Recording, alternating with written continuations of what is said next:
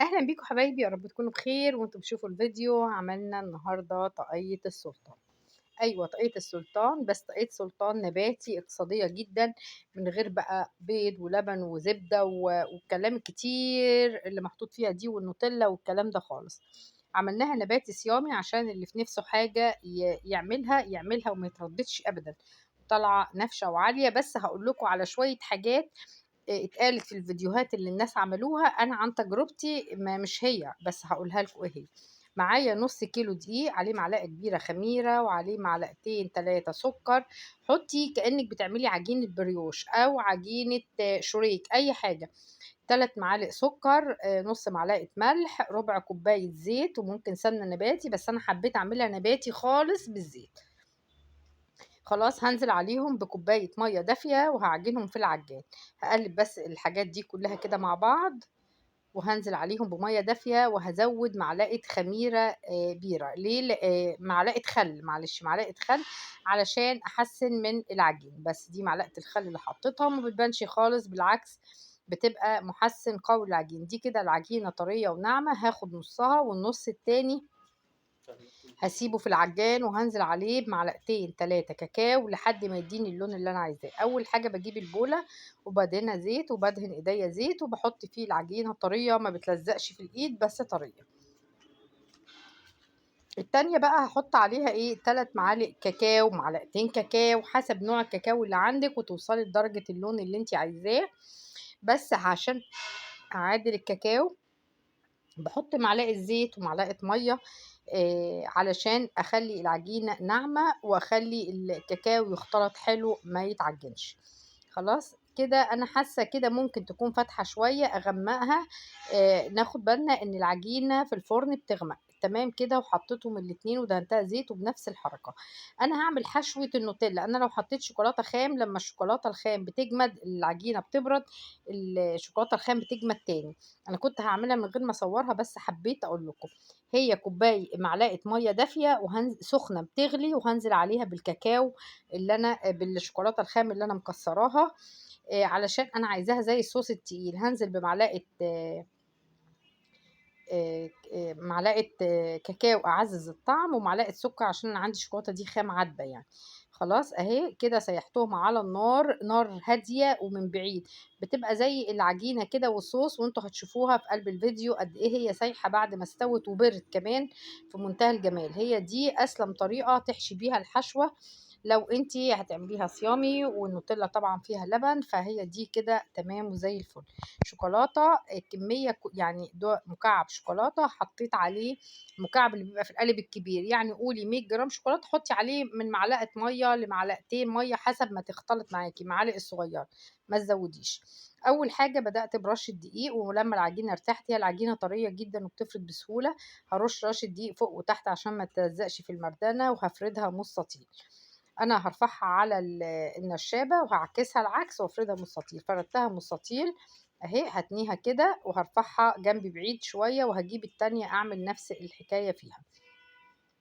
دي بقى شوكولاته ناعمه خالص، انا بشراها ناعم علشان هستخدمها. دي العجينه البيضه.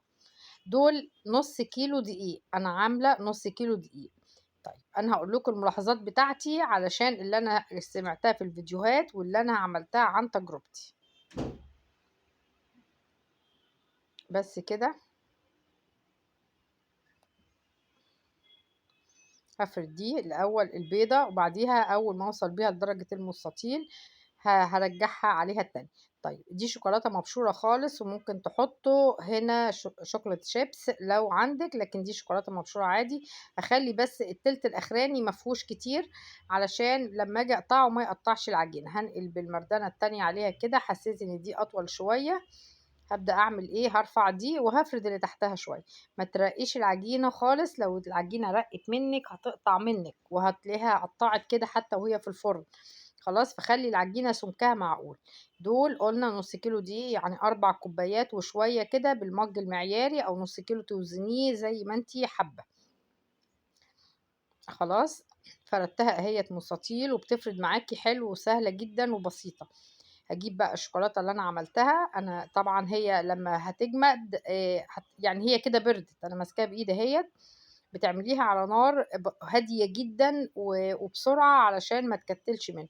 شايفين عاملة زي الصوص الشوكولاتة التقيل خالص كده، أنا عايزاها تقيلة، مش عايزاها صوص شوكولاتة عشان ما تسيحش، لأ أنا عايزاها لمّا تجمد تبقى متماسكة. بس هاخد أول طرفين كده وهابدأ أضغط واقفل، بِلّي إيدِك مَيّة واضغطي أو اضغطي كده زي ما أنا عملت. الباقي بقى لأ، ما تضغطيش، ورّبي إيدِك كده. هاتني كده وأسيب آخر ربع منها أو آخر تِلت، ولمّا الملاحظات بقى، ما تسيبيش آخر تِلت زيي، لأ سيبي آخر ربع، يعني اقسمي العجينة على 4 وآخر ربع. ليه؟ عشان اللفة تيجي معاكِ قصيّرة، وفي نفس الوقت تطلع الحتّة اللي بتبقى ماسكة في حافة الصينية ما فيهاش القطعات دي اللي إحنا هنعملها مع بعض. هابدأ أقطّعها بسكينة، بمشرشرة، بقطّاعة، بأي حاجة، يعني سنتي، سنتي كده. ما تنفعش تبقى رفيّعة أوي، لإن في واحدة جات معايا رفيّعة أهي، هتبقى مش حلوة لمّا بتفرد.